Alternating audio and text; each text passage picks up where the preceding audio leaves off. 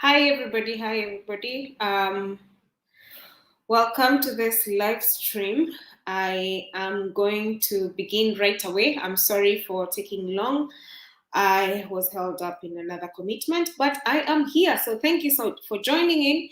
Please tell a friend to join. Tell someone else who needs to be here to come over and listen in into this conversation. Today's conversation is going to be about the CVs. It's going to be also about an open question and answer session. So if you do have those questions, then I will be here to answer them. So welcome, welcome. I do see already two people. Welcome to this session. Please, if you can hear me, if you have any issues connecting, please let me know on the comment section, and so that you can be able to move forward. So if you're new, if you are rewatching this much later, my name is Nduta Wambura. I'm the Erasmus country representative for Kenya, and I am also so excited every single time to speak about Erasmus because it's a program that I have previously benefited from, and I know for a fact that anyone else who is in Kenya is capable of actually getting into this program and getting to be able to come to Europe and study their master's program, and that is the reason why I'm so passionate about it. And I mean, of course, we do have our Kenya chapter, Erasmus Kenya chapter, where we talk about several things and several aspects about Erasmus. But I'm always excited to actually just hang out with you one-on-one right here so that you can be able to get a view, an overview of exactly what to expect. So please say hi to me on the comment section. As we get started, let me know you're here, let me know where you're listening from, and let me know any questions that you might be having along the way as we move forward. Today's session is going to definitely cover CVs, as I mentioned before, and in case you have any other issues or any other questions, I'm here. I'm here at your service for 1 good hour. So tell a friend, tell another friend, to tell another friend that we are live. Now, so like I said, today we are going to talk about writing your CVs, and writing a CV is definitely one of the things that you have to do when you're applying for the Erasmus scholarship. And really, it's not just the Erasmus scholarship. Any scholarship that you're applying for, they will definitely be asking you for a CV. And so for Erasmus, usually when you go to the Erasmus Joint Masters Mundus catalog, then you will find that they say that one of the requirements is a CV. The CV does not necessarily, it's not a requirement necessarily for you to write a CV under the Europass format, but it is more preferential for you to have it on a CV, Europass CV format. Because that is the way that European universities prefer it. However, you can definitely have your CV in another format, and definitely it can suffice as long as you are able to show exactly what why you're the best candidate for this program, and so on and so forth. The good stuff that we always talk about, really. So that's the thing that you need to look out for. And I'm just checking here to see who has joined in. I see Timothy right here. Hi, Timothy. Yes, currently watching from Kajiado. Yes, welcome, Timothy. And I do see some other people here, but yes, Oliver, I see you tuned in from Nairobi.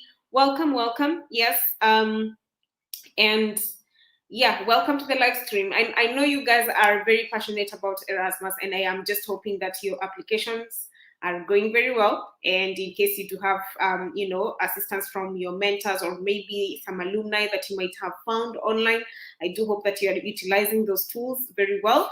So without further ado, so what is the Europass CV? So I will be sharing my screen very shortly, but before that, you might wonder, so why is it that I have to write my CV on the Europass format? So the Europass is actually a European Union directed format by the General Education and Culture of Europe. So which means that it was an initiative that was created to ensure that there is a form of transparency in terms of the skills and the competencies of candidates across Europe. And this began back in I think it was 2012. and simply to have one place where you can be able to create your CV, you can create your cover letter, you can create pretty much your skills and have a profile within the European Union, and you can use that profile to pretty much look for any other job across Europe, and also a study in case you're looking for your studies. So that is the reason why the Europass format is quite crucial, and that's the reason why I always want to tell you that, hey, you need to put your CV under the Europass format. So I'm going to share my screen. Like I said before here, any of the Erasmus joint master's degrees might not necessarily ask you to write your CV under the Europass format. However, it is preferred for you to have it under this format. Okay, so you can definitely even have your CV under any other format, as long as you're tying in what you're saying on your personal statement, what you're saying on your motivation letter, really, and what you're saying, your reference is actually saying, and of course the transcripts that you're showing on the application. Everything has to go hand in hand. So there needs not to be any gaps in between, whereby you're saying one thing on the SOP, you're saying another thing on your recommendation letter has been written something different, and then you're coming to your CV and you're saying something all different. So it has to be congruent. So you have to have a way where whatever you're writing on your CV is very congruent with what you have written on your motivation statement, and so on and so forth. Now, I'm going to share my screen here, so allow me to do that, and I will see here. Okay, let's see.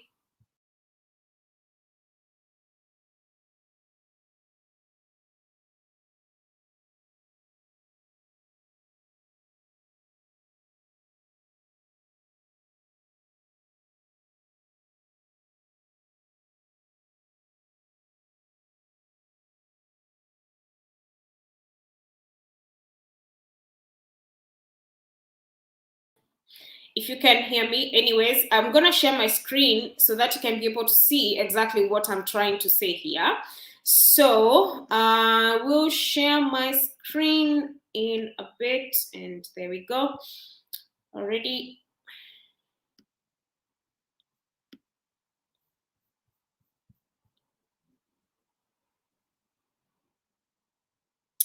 All right, so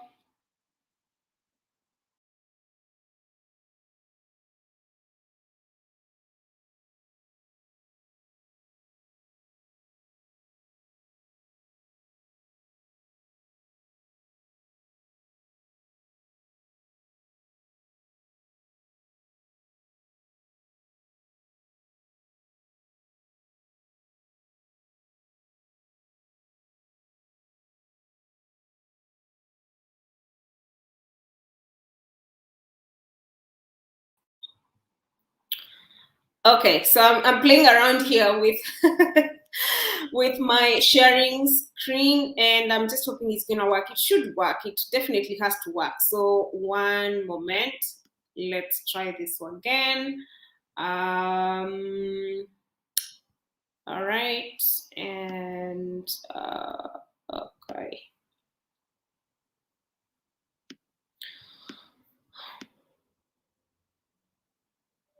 Yeah, so I'm gonna go with that. So I hope you can be able to see me and you can hear me. So all right. So when you are going to write your Europass CV, the first thing that you obviously just want to type in on your Chrome is, or your browser, whether it's Mozilla or Chrome, you want to write Europass CV, right? So Europass CV, and then you search. And once you search, you would be able to see this link where it is going to be the European Union's Europass format.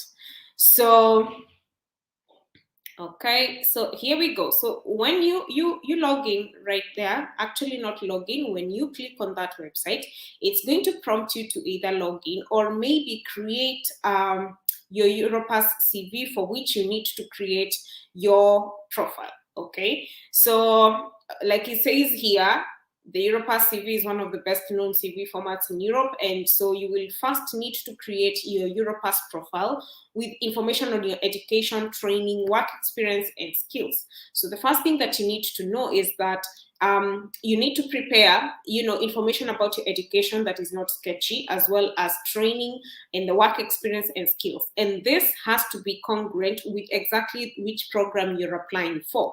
It's not just like you're applying for a job. Remember, this is a scholarship, so which means that the education, the training, and the work experience, and maybe any volunteer experiences and skills that you'll be writing on that CV need to be congruent with what you're actually applying for. Okay, so once you complete your Europass profile, then you can be able to create your CV with pretty much just a few clicks. So of course, everything is tailored for you here. You can go through all the information that is right here.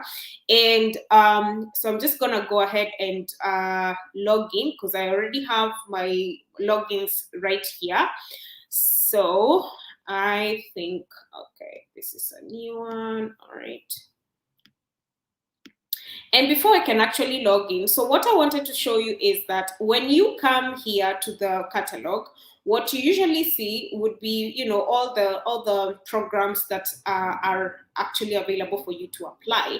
And so the thing is, like I said, it's not a requirement in some of the programs. And in fact, I wanted us to just check any two programs randomly, so that you can be able to see what type of CVs they might be asking for. So I will open here some 4 programs so that you can just be able to compare, and you can be able to see that it's really usually not quite a mandatory thing, but it is preferred. So for example, this is Erasmus Mundus MSc in Chemical Innovation and Regulation.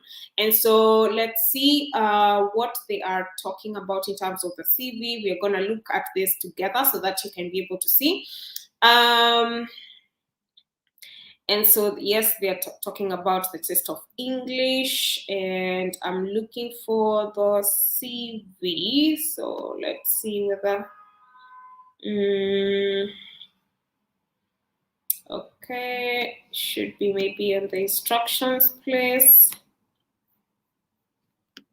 I know sometimes, I know that you guys have also been saying that sometimes it's a bit difficult to find the information, but be very patient, because all the information that you require is actually very much placed in every one of the websites whenever you go to apply. So let's see whether this is it. If not, let's see. Okay, so these are not the instructions. Okay, I'm gonna go back. Bear with me. So this is okay. Applications are currently closed. Okay. Okay. So this is not even yet open, is it? I don't know. Open in October 2021, so it should be open. Let's see. Remember, this is a very random thing. It's not like I already had prepared to open for this. But anyways, we can check another program. Let's see. Okay. They don't even say anything about the CVs here. Good to know. Let's see. Anyway, I'm going to just move forward and look for another program just to see, because all I'm interested in is to see what type of CVs they are asking for. Okay, so that is the point here. Let me see, admission, required documents. Exactly, this is what I need. So required documents here: completed application form, letter of motivation for applying the program, copies of your academic curriculum vitae in Europass format, and they have given you that link with your photo on the first page, and follow this link to start composing your CV. So at least for this program, you can see that they have specified it's the Europass format. I'm going to go to the next example just to see and see what exactly is required. So this is a European Master in Embedded what is it? EMECS. So this is going to be, let me see here. So we have graduate record, GRE, recommendation letters, motivation letters. Okay. Let's see. So they haven't also specified for further documents you need to click on apply now. Let's see. Okay.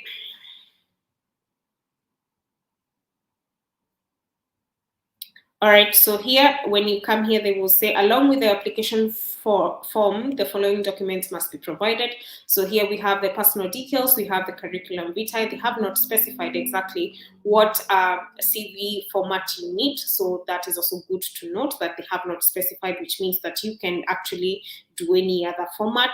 However, I want to make this very clear that if they have specified, then you need to go for that exact format that they have specified, and don't go anything beyond that.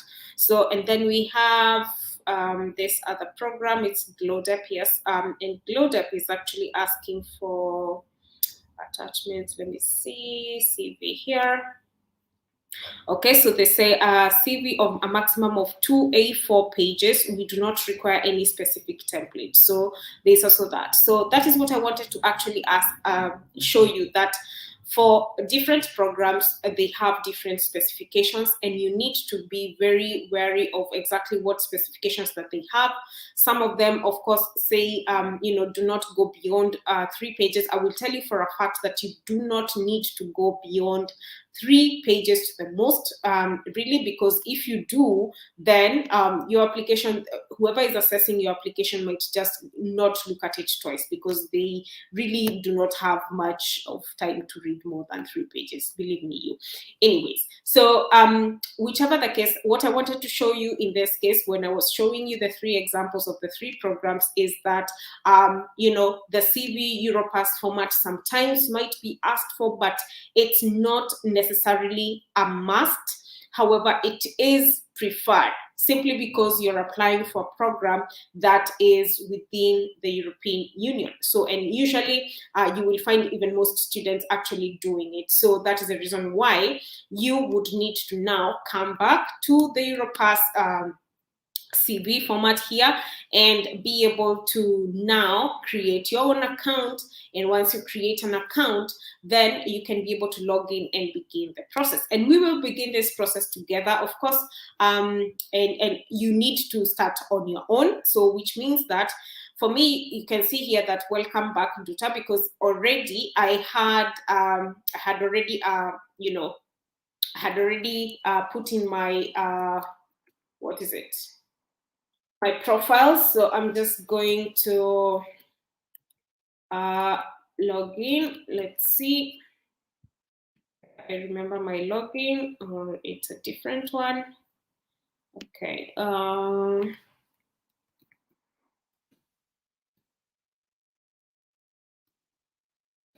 Possibly it's a different one. Okay, hopefully it's this one. Okay, so I already had created my profile, but you would definitely need to create a profile, which is actually very easy. So, which is just a simple registration with your email. Ensure that you also have something to do with, you have your passport photo ready, because they are going to ask you to actually have your passport photo on the CV, because this is a very different format from what you're used to. Okay, so now, we want to go ahead and create your Europass CV. Remember, I said that this website was particularly created within the European Union to assist in ensuring that all the skills, all the competencies that you might have are in one place, and you can use this site for a cover letter, for your CV. It can also be your skill set right here, and especially if you are looking for a job within Europe, then the Europass format, the Europass website comes in very, very much handy. So now, when you come to this website, you obviously want to create your Europass CV. So I just already clicked on that, and yes, I accept cookies. So what we're going to do is we're going to create a new CV. I already have my CV in here, but I'm not going to use that, just so that you can be able to exactly know what to do. So I already created my CV, but Now we can start from scratch. So which means that now we will see, let's see, create a new CV. So you come and click on that. So you create a new CVs. Excuse me for the noise in the background. All right. So now, so it says here, before you start, select the language you want your CV. Of course, we want it in English, right? And then you can choose the date format that you want to have. So which means that this is going, for me, I would prefer having the date and then we have the date, then the month, then the year. That's what I would prefer. And then we will put personal information. So for me, I will put Jane Dutawambura.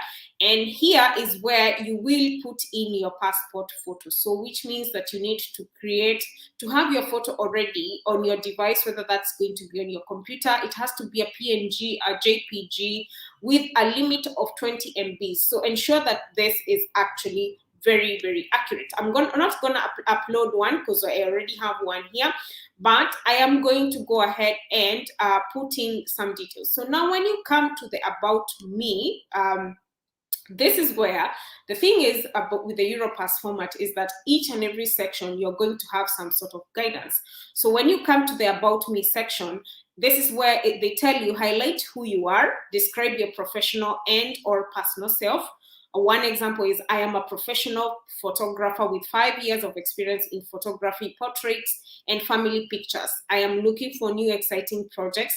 Example 2 is, I am a student majoring in computer science, looking for internships to get work experience. In your case, then, in this case, please ensure that you're writing in first person. So which means that, for example, you're saying, I am Jane and I am a student majoring in nutrition and I'm looking for a scholarship, a master's scholarship to get maybe a more experience in my field and so on and so forth and that kind of thing. Remember, you have at least, I said, 3 pages. Ensure that it's going to stick to 3 pages and do not overdo, because the good thing about the Europass format is that it also allows you to have some sort of links that you can upload right here so that you can back up the skills and the experiences that you have already said on your motivation statement. Okay, so in this case, I'm just going to put test because I already have my CV, like I mentioned before. Your date of birth, we can put anything right here. So let's say, for example, you're born 1989 or 1990, it doesn't matter. Like I said, the age does not matter really, so that's usually good. The nationality here, that this is another key thing. I know some of this might not really be a big deal for a Kenyan, but usually, for example, there are people who have double nationalities, right? So you would need to select the nationality that you want to apply for across the board. So for example, if you have 2 nationalities and maybe you're Kenyan and you're also maybe from Rwanda and you have both passports, you definitely need to choose one of the passports that you want to use towards this application, and this is going to have to be consistent across the board. Okay, so which means that for example, now if you're Rwandan, then you will come here and select that you're from Rwanda, right? But in this case, you can also, you're gonna select Kenyan, so Kenyan. All right, and if you want to add another nationality, that's up to you. But for me, I prefer, if for example you have double nationality, you can choose one of the nationalities to apply with across the board. So which means that this is the same passport that you're going to upload, this is the same passport that you're going to use on your CV, and so on and so forth. All right, so for purposes of this, I'm going to put in an email here, and okay, so then phone number, perhaps put a mobile, and then maybe select country. Okay, we're gonna select Kenya in this case, so +254, and I'm just gonna put a number here, 000 000.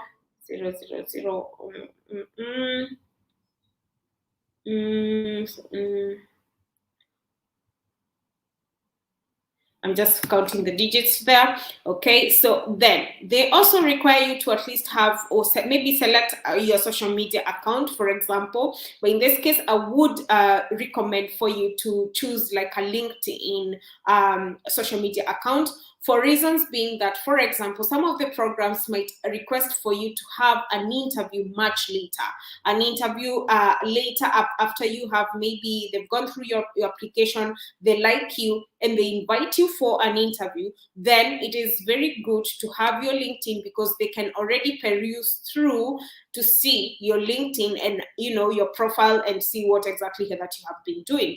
That is the reason why I was telling you to be very careful with what you say on your personal statement, with what you say on your what is said on your also recommendation letter. Sometimes you might have the autonomy of telling your recommender that, hey, please put up a very good recommendation for me, and let it be congruent with what I have been doing. Perhaps this referee is one of your employees, or maybe employers, excuse me, or maybe a colleague at work. It could be somebody who was your lecturer. So please make sure that you're putting in your good LinkedIn link here, okay? And then, of course, if you want to be messaged directly, then you can put your WhatsApp right there. Now, that is really up to you, okay? You don't necessarily have to. Then here, there's also an option of putting in a website. So the good thing about Europass is that, for example, maybe you have written a paper before, maybe you have written like a journal before, maybe you participated in a certain project. You have the opportunity to add a website here, right? So you can come here and add a website. For example, I'm just going to add my own website right here. And you can also come add as many websites as possible that you have maybe featured in. Remember, some of the programs are going to have a very good limit in terms of the weight of the CV or the weight of the document that you need to upload. Okay, so when you going back to, for example, this program, EMCL++, if, for example, you go to the application, they should be able to tell you some of the, let me see whether they say it here. Okay, so they don't say it, but if you begin your application, some of the programs will tell you that the document cannot be bigger than size, maybe 2 MBs or 4 MBs. So do not overdo this. Do not overdo whereby you put in all the websites, you put in all the links and everything. It's good, but put those which are relevant, ensuring that you are staying within the size that has been requested by any of the programs. Okay, so that is very important as well. All right, so now moving forward, of course, you can put in your address right here. This can be your address at home. It can be a PO box. It can be whatever it is. You can put it right there. Okay, so now let me see. Okay, so no, I don't want to do that. Let me see what I want to do. Okay, we're gonna choose the country right here, because you cannot leave it empty, because I want to move forward. All right. Okay, so save. Remember, this is just an example, so you need to, of course, put in your details very, very well. Now, the next section needs to be something to do with your work experience, and then, you know, moving forward, because this is the format that you would possibly require. So you would be needing to add in sections of the work experience, your education and training, your language and skills, maybe digital skills if you have them, communication and interpersonal skills, and so on and so forth and so forth, right? So each of these sections, for example, the work experience needs to be something that is congruent with exactly what you're applying for. We've already said that before, right? And you would be able to stipulate, for example, when you click on the work experience you add the section, and it's going to ask you, so which is this position that you held that is very maybe one of the recent experiences that you had before you applied for this program. So here it says, add a title that clearly describes your job or the role you played during this experience. So for example, if you're applying for say tourism development, so perhaps maybe in the recent past you have been a travel agent, right? So you would say travel agent, right? And this can be maybe you are even doing a volunteering thing. It can be something that you are doing just to keep you going for the time being, right? And so you can put that as a travel agent. And of course, now you will add the employer. Who is this who employed you? Was it self-employed? Was it an organization that employed you? Which city was this? Which country was this? The date within which you actually did this, and so on and so forth, right? So this is something that you can be able to actually do. Then when it comes to the activities and responsibilities that you used to do, then you would be able to describe this task and responsibilities very clearly. So which means that, for example, as a travel agent, you would say that as a travel agent, I used to maybe book people for trips from here to here. I achieved A, B, C, D, E. Please use the first person language, okay? So now this is something that you need to be very careful about, because the work experience and whatever the experience that you put in here would be the gospel truth, within which also needs to be congruent with what you put on your SOP or your motivation statement, because they are going to look at both of them, whether they are consistent. And also maybe if you're going to do an interview, if maybe you put in your LinkedIn profile, then it also needs to be consistent across the board, right? So that you can be able to stand at a chance of maybe having a chance of somebody to look at your CV. Now, okay, so I just wanted to put in here test so that it can allow me to move forward. I'm just going to put test everything, and yeah, okay, and I'll put a few figures here, and okay, 2010 to say 2021, 2011, whatever it is, then I'll just put test. And you can also have bullet points here so that you can be able to put in the activities and responsibilities that you need, okay? Now, the next, you can definitely add the relevant work experiences on this. Remember to go as far as maybe 5 years ago if you do have that experience. But if you actually just graduated and you just maybe had a volunteering experience just the other day, it was one experience and all that kind of thing, it's fine. You can just put that one experience, okay? But make sure that you put a work experience. If you have lots of it, just date back 5 years, because that might be what is actually relevant towards your application. Okay, so you add your work experience if you have some to add. Then go to the next section. Okay, so it's gonna be your education and training, right? So education and training, and in this case here, it would be from the most recent one. Okay, so the title or achievement gained as part of this experience. So perhaps maybe you gained a bachelor's, right? You gained a bachelor's, and the organization providing this maybe was Moi University. Yeah, and then you can put the address there. So this is something that you can find online. And let's see what else we find here.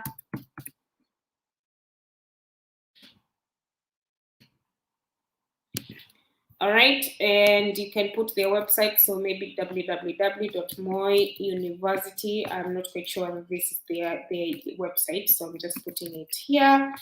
moiuniversity.com, from, say, whichever the day that you did this. Okay, save it. Save, put the date, I'm sorry about that. 2019 to I'm just guessing figures here. Of course, it's something that you would need to put the right figures, okay? And then add any other education and any other training experiences that you might have had. Remember, these training experiences could be even training experiences that you have had at work, which is actually also relevant, okay? Then moving to the next section here, it's going to be about the language skills, which is also very, very crucial, as you may have realized that, you know, you're going to be asked whether you speak English, whether maybe you need a language waiver, etc, etc. Our mother tongue, for example, in this case would be maybe Kiswahili, right? Or let me see whether they show it as Swahili. Okay, let me see. Kiswahili should be there. No, it's not. Okay. So anyways, you can just put it there, Kiswahili, and you can add any other mother tongue that you might have. Some people might want to add that, but any other language that you might have. So in this case, you would put, because we are not, you know, English is not our first language. So in this case, you would put English here. So please make sure, because you are not, you know, Kenya is not like a country that is the first language is English, whichever the case. As much as we all speak English, that's not our first language. Our first language is actually Swahili or any other mother tongue that you might have, be it Kikuyu, Luo, Luya, going on. So this is where you put your English language. And your English language, in this case, of course, you will put that, you know, in this case, a proficient user, a C2, which is usually the highest considered level. And in this case, I would put C2 everywhere because, you know, most of us, really everybody who goes through the university goes through the English language. You've gone through the English language since maybe primary school and so on and so forth. And this is where it comes, where I keep on telling you guys, please write to the consortium in case you do need a language waiver and so on and so forth, so that you can be able to you know, evade the courses that you have to pay for, the English courses that you have to pay for in the exams, right? Now, if you have any other language, perhaps you speak French, maybe you speak Spanish, write it down here, and the proficiency, your understanding, your speaking and writing skills, just for you to make sure that your CV is beefed up, okay? Now, let's see. We will go to adding another section. So we have several sections here. So I'm just going to add them really, really quick so that we can generate a CV. So digital skills, in this case, you would be adding skills, for example, any skills that might be relevant in this case. Perhaps maybe it's communication. I'm just going to give an example. Communication, maybe communication with youth, right? And you can add any other skills that you might have. Perhaps could be, you know, you can create groups to organize your digital skills. So perhaps maybe it's skills with the youth, it's skills with maybe communication, you know, social media usage, etc, etc. These are things that, of course, are congruent with exactly what you're applying for, once again. So this is very much individual. The next section goes into communication and interpersonal skills. What communication and interpersonal skills might you have? Maybe, perhaps, maybe you are a good debating skills. This is something that you can put in, and I'm just going to put in there because you can describe exactly what maybe, for example, for somebody who is applying for a journalism course, this is something that would come in very much handy, because maybe you can put that you're a good journalist, you can good interviewer, and you can put a link or a file to a video that you have done before, so that it can you know, suffice here and someone can come in and look at it. Okay, the next section, I hope I'm not hurrying up so much, but I hope that you can ask your questions on the comment section, and I will get to them very shortly. So here is conferences and seminars. So for example, if you have already finished your bachelor's degree and maybe you attended a certain conference, you attended a certain seminar that is relevant has to be relevant to exactly what you're applying for. Then you can come here and put in that, yes, I attended this conference, I attended this seminar. It was a very eye-opening seminar. It was between this date and this date, and it is very, very congruent with exactly what I'm trying to apply for. This seminar was maybe in Nairobi, it was in Nyeri, it was in, Nakuru, wherever it was. What was the seminar about? Ensure that this is something that is actually holding water. If it's not something that is holding water, don't add it. Don't make your CV so much longer just so that they can see that, you know, you've done this, you've done that, yet it's not even relevant. Okay. And this is where, again, you can put a link that shows, or maybe there's a documentation online that shows that you attended this conference, you attended this seminar, perhaps you even presented in that seminar, and this is something that you can actually do. Okay. Now, moving on to creative works, just in case you do have any creative works that you have done. Again, this goes for somebody who's possibly maybe done like journalism or is applying for a creative course. We do have arts and creative courses that are within Erasmus, and you can check to see whether this is something that you can also add. If you're not about the creative works, leave this section alone, okay, because it does not apply to you. Once again, you can put in a link or a file or a video right there so that you can be able to see. Okay, now moving on to driver's license. You might not need this, really. It's not something that you need to actually show. Okay, so it's not like you're going to be tested on this. I'm just going to mark in here, but this is not a section that you need to add in. This can only come in handy, especially when you're maybe applying for a job after you have finished your master's. Okay. Now, coming over to hobbies and interests, this is very crucial. So, of course, you would put your hobbies and interests here. Perhaps maybe it's something that you like reading. Maybe you like traveling and maybe you want to do the tourism course. This is something that you can actually do. And maybe, it's a hobby that you have been having for quite a long time. Perhaps it's blogging. Maybe you can put a link to your website. Perhaps it's speaking, or perhaps it's a video that you've had before that, is congruent with the hobbies and interests that you have. This, again, is something you can add. Okay. Honors and awards, a very important section. Very, very important section.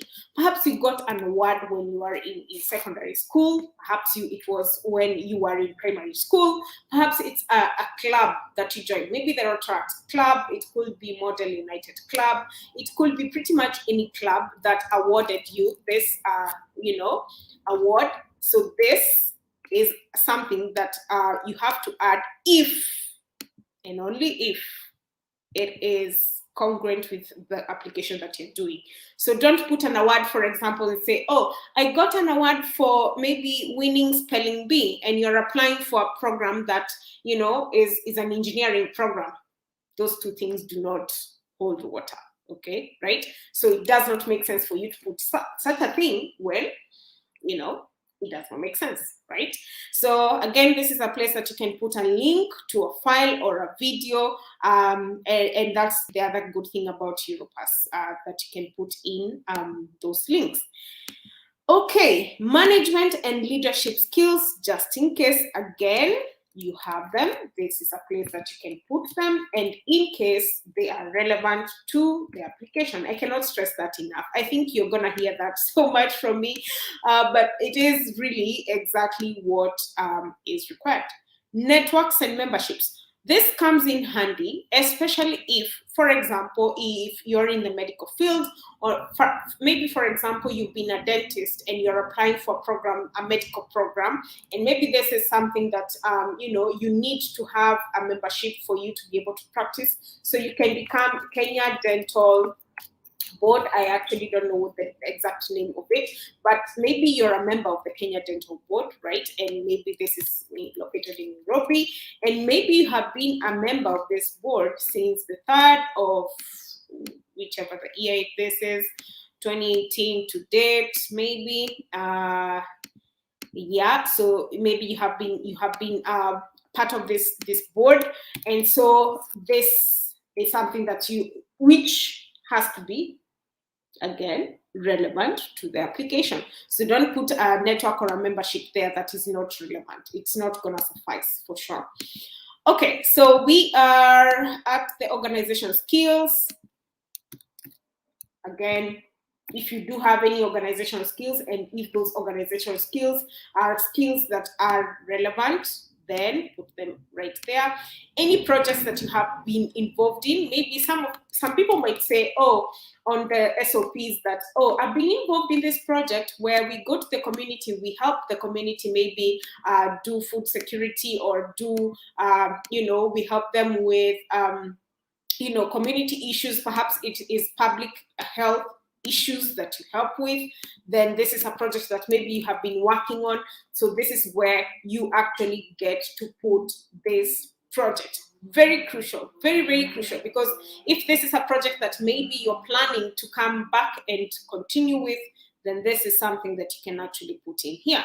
And put in the link, just in case you have a link or a file to a video or something of the sort. Next section would be publications, and this comes in handy for especially people who might be doing a second master's. And if you're doing a second master's and maybe you did already a publication that was maybe on a journal, it could be maybe on a book, it could be maybe even on a newspaper, especially for journalists and all that kind of thing, then this is where you put in the link and reference that, and put in the reference rather of that application, and a link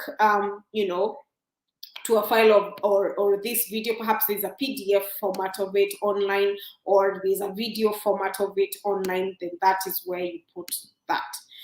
Finally, not finally, really almost there, okay, but this is where you put recommendations. So maybe you want to be recommended by, I don't know, let's see, whoever it is. It could be your partner, or it could be a supervisor, or your team lead. We're just gonna put team lead here, and this team lead, let's see, yeah, so the recommendation could be from a team lead, and this team lead might just put in a very short recommendation here. So which means that, let me see, 1 second. Yeah, so the recommendations would be like from even this person that is going to be writing a recommendation letter, it could be this exact person, but you do not necessarily actually need to put this. You can save this for your recommendation letter. Some people actually prefer to put the recommendations, they leave that section out, and they say it's on request, which is also okay. But for this application, I would really want you to write maybe the role of this person is maybe a team lead. You're going to put in their name, you're going to put in maybe their email, and perhaps if you have their consent to put a phone number, then you can put a phone number there. And this recommendation description is just the description of this person and exactly what they do, right? So it's not like the recommendation letter that you're putting in here. Okay, because you're gonna put, if it's a recommendation letter they're asking for, then this is going to be something that you're going to put in separately, not on this CV. I hope that is clear. But you can leave this section. You do not necessarily have to have this section on the CV. Okay. All right, so I'm going to skip that and go to social and political activities. This is another very good example of anyone who is going to apply for like those political courses that I was putting on the social media, on the page, on the Facebook page, where you can apply for a politician, or it's a politics course, or maybe you have been doing some social activities that maybe you're applying for a law course, and you have been involved in some social activities that are relevant towards the application, then this is something that you can also put here. And let's see what's next, because we're almost there. Volunteering, very, very, very, very, very, very important. So maybe you've been volunteering even when you are doing your undergraduate course, right? So if you have been volunteering, then you can definitely go ahead and put in here that you have been volunteering at this organization. It's been for X amount of years. You've learned A, B, C, D, E, and for those reasons, you do presume to be a very good candidate because, again, you are able to maybe learn A, B, C, D, E. You are able to be supervised by so and so who ensure that you got the right skills for this maybe job, etc. Now, if you want to add anything else, then you can put in your titles here. So perhaps maybe you want to add maybe it's something that has been left out. It could be maybe like say what, a creative thing, maybe like something you've done online, maybe some sort of work, or maybe it could be really anything. It could be a comment, it can be anything here that you might have left out before. However, you really do not necessarily need it. So I'm just going to put a test there, and you don't need this section, okay? You don't need this section because it might be maybe, for example, you were able to, maybe you became an ambassador, or maybe you became a what is it? What do I want to say in this case? Perhaps maybe you finished your undergraduate and maybe you are a student leader, right? You're a student leader, and once you finished your undergraduate, you are able to join in perhaps political organization in your university, or maybe you joined in a leadership position, a higher leadership position even in your university as an alumni. Maybe you are an alumni leader. It could be really anything. This is just a section to just put in anything else that is relevant. Remember, the big word here is relevance. Relevance, because there are so many things you might have done. Not all of them need to be on this CV. Okay, so now when you finish, because this is what I was wanting to have, remember you're going to have to put your photo, you're going to have to put your everything on this CV. All this shows us test, like we went through with you. So now the CV, the Europass CV format usually gives you a few templates which you can be able to see. Okay, so for example, let me see. So we had this first template here whereby you would have your photo. You should be able to see a photo, and then you have all your details. So it could look like that. Okay, then you have this other format, okay, where it shows you about me. And some of these formats might, be more pages than the others. So that's the other thing. And you can play around with this and have a color, certain colors that you might want to prefer. This is fully under preference, okay? It's not like set on stone that you have to put a certain color or you have to put a certain, font. Whichever the case, some of the programs might actually ask for certain fonts. Okay, so ensure that you're very looking at exactly what the font they need, but you can play around here and put in that either the large font. Make sure that the large text size is going to increase the number of pages for sure. Okay, so I would recommend having a medium. Okay, and for me, I prefer this blue color. Okay, so this is how it's gonna look like. So you can choose either of these templates. There's no it's not set on stone that this is exactly what you do necessarily have to put as the color. It really depends on you as long as you Europass. One thing I also want you to realize here is that you can choose where the Europass logo appears. You may choose nowhere. That's really up to you. It's not like it's a requirement. Okay, it can be nowhere, or you can decide that it's only on the first page. And if it's just on the first page, then this is what is going to happen. Okay, so again, now so you have all that, and then what is going to happen is you can add page numbers. In this case, I'll put yes so that you can know how many pages we have. Also, you can choose to do that or not. In this case, we only have that. All right, and the next thing, you can leave this out, add closing statement. It really is not quite crucial that you do that. Okay, so you're going to go next and you're going to choose a name. So we are going to put as test. And in this case, the format is going to be a PDF. Usually, mostly, it's going to definitely be a PDF format.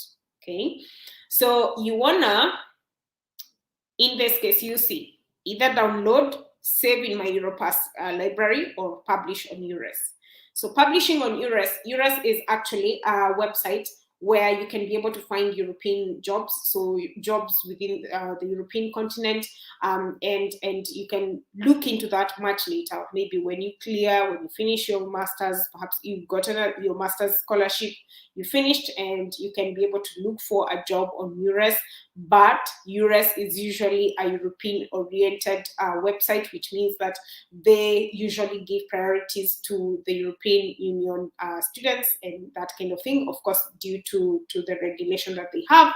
But this is something that you can look for much later. You might even be able to find a job, much later. So this is a good, as long as you have your CV within this platform, you can use this platform as a way to look for a job, because this is where you've already put in your skills, you've put in your interest. Pretty much everything is on this website. So you can save in your Europass library, because this platform, again, is a form of a library that shows your skills. It shows your CV. This is where you can also create your cover letter and be able to show it to your employer, such that you can apply for a job at one click. Okay, so in this case, we're going to download our CV so that you can be able to see exactly how it looks like. Okay, all right, so we have it here. So we have 3 pages, which is what I said is a maximum. Okay, maximum 3 pages. You can be able to put in 2 pages very well, but a maximum of 3 pages, and this is how it's going to look eventually. Okay, so as you can see, usually the sections are well organized.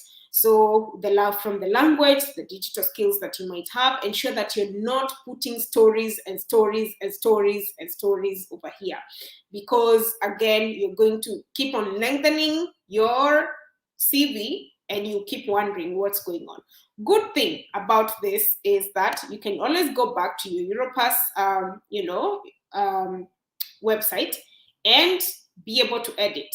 Okay, so if I was to say finish here, then I would be able to edit. I need to see my library. Let me see. I need to see that CV. Where did it go? Perhaps it's here. No. It should have gone somewhere.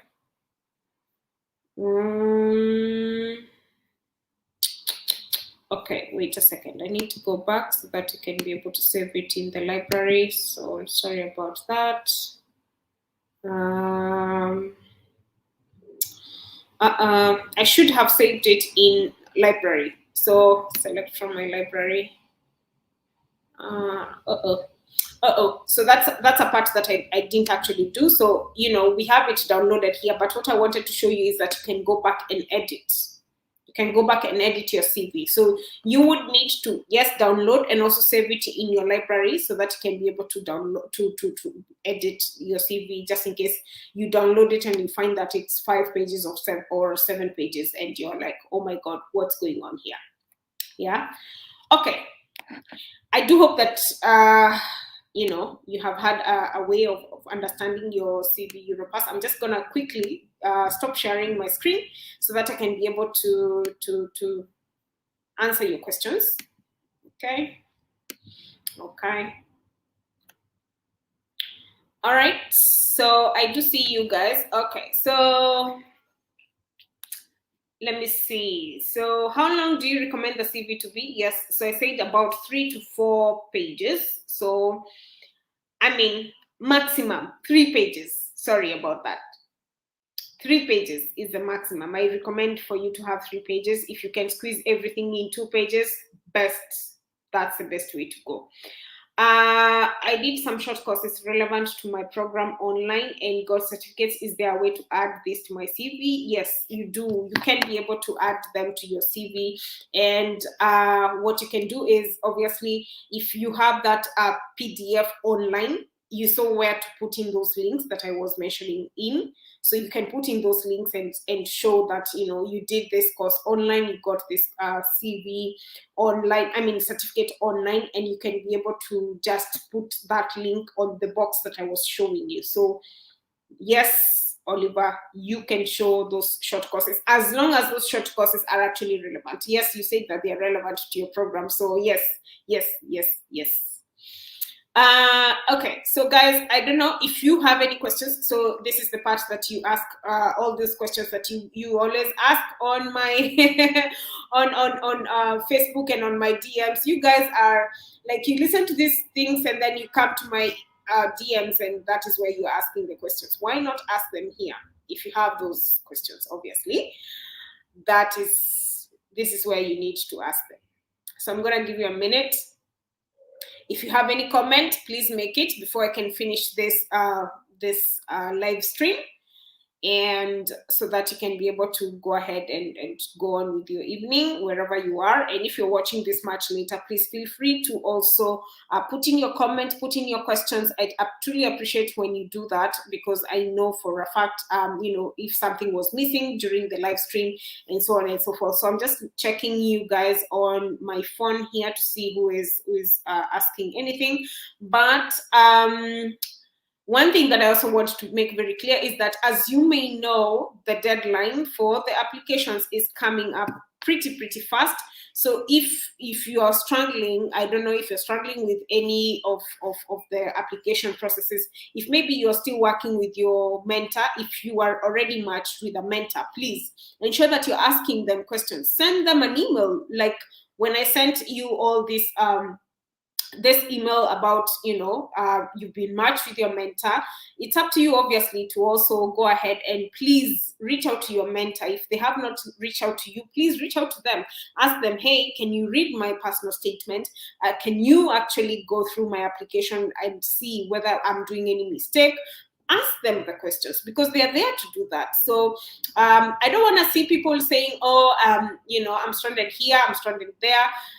You know, reach out to them, because we are in the end of November. We have December, yes, and most of the applications will be closing in January. So you don't have so much of time if you haven't begun your application yet.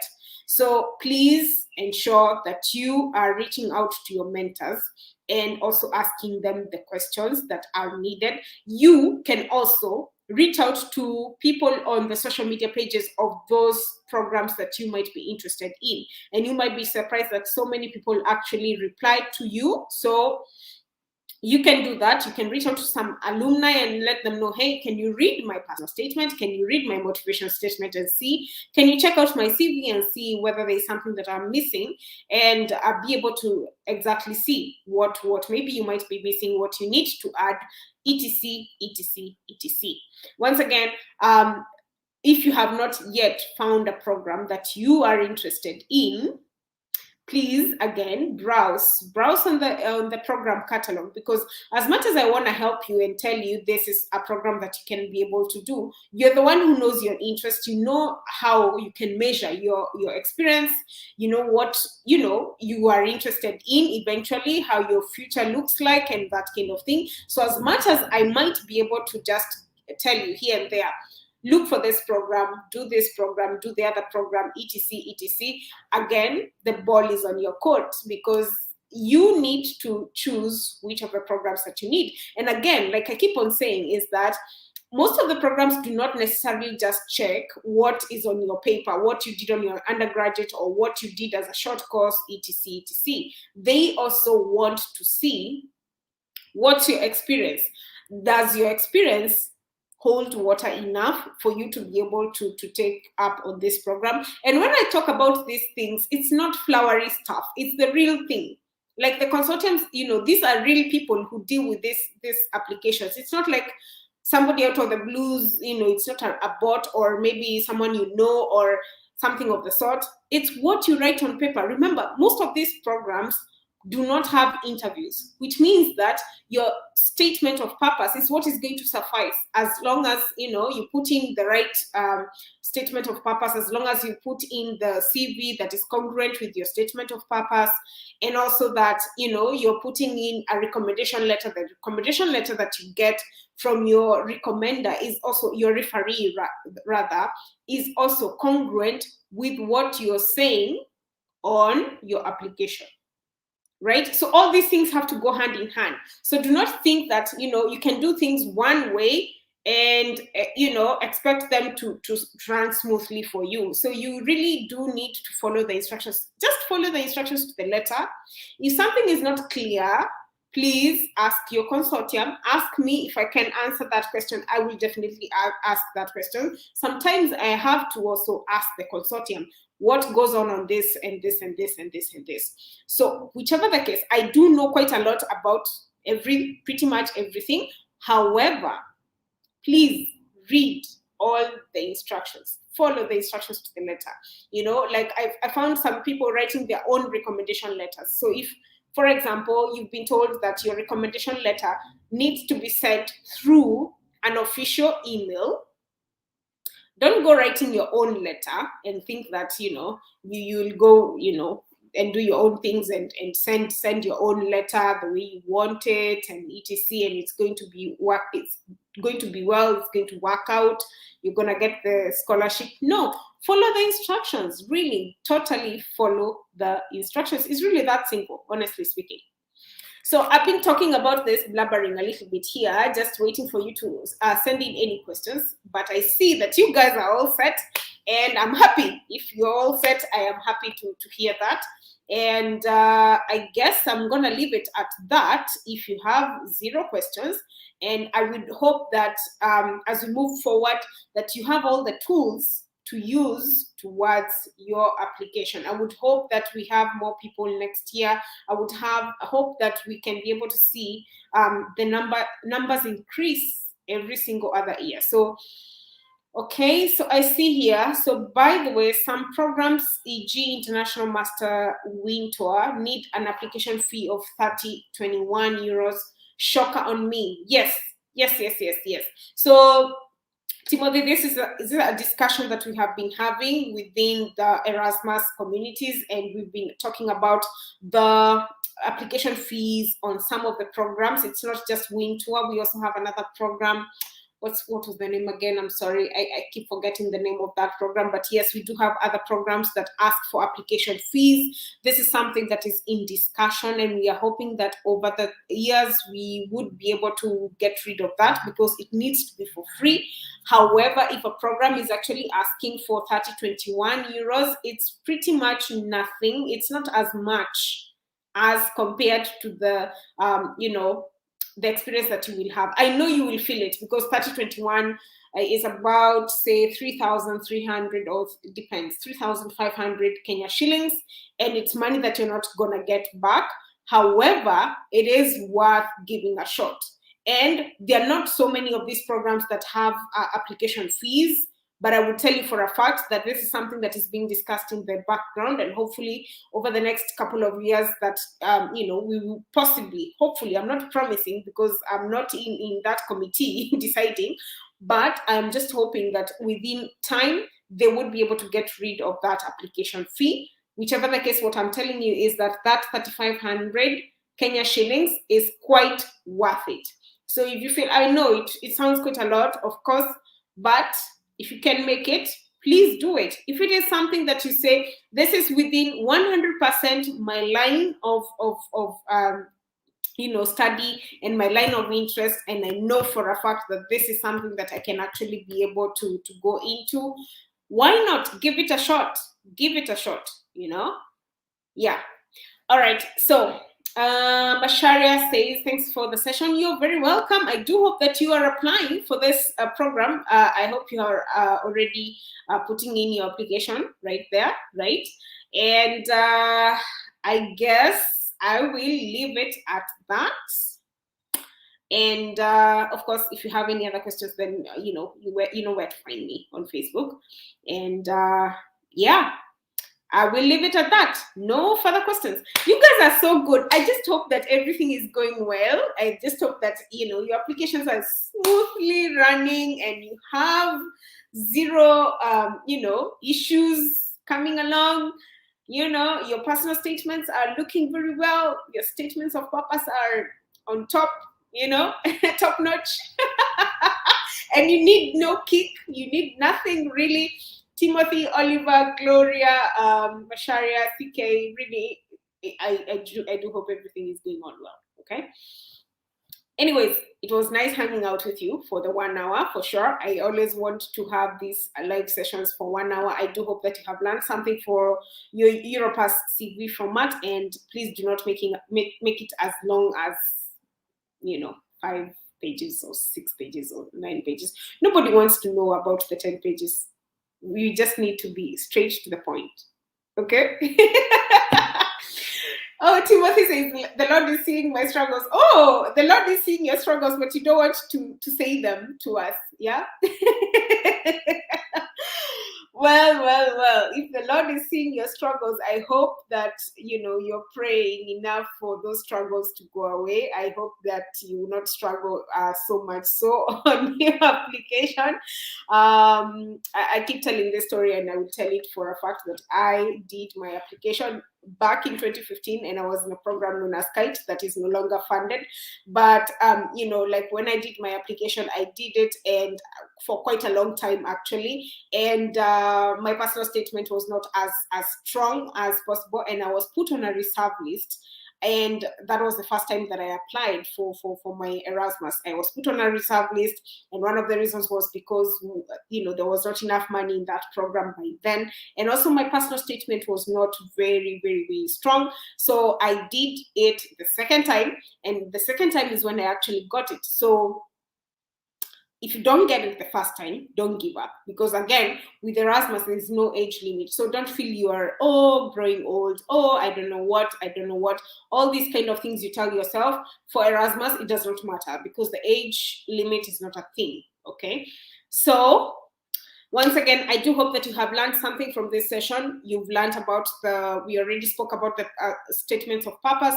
We already talked about the CVs now. I'm hoping to have another session next Friday where we will be talking about one of the programs. It's an IT related program.